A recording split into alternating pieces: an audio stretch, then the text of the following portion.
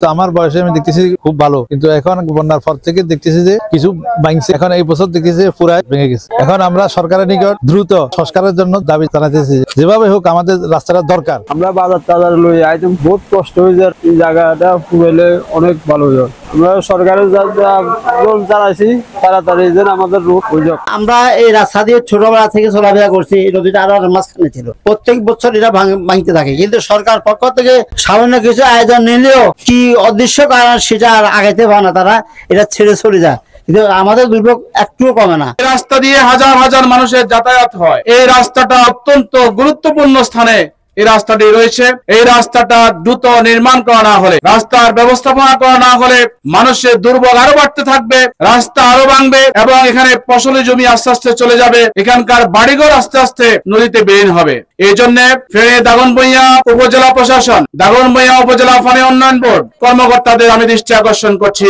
আগামী এক সপ্তাহের মধ্যে রাস্তাটা নির্মাণ করতে হবে।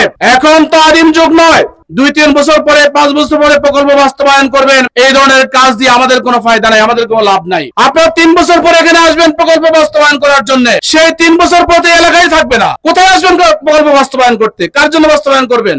এক সপ্তাহের মাঝে আমাদের এই রাস্তা যদি পুনর্নির্মাণ করা না হয়, তাহলে আমরা দাগনভূঞা উপজেলা আমরা ঘেরাও কর্মসূচি দেব।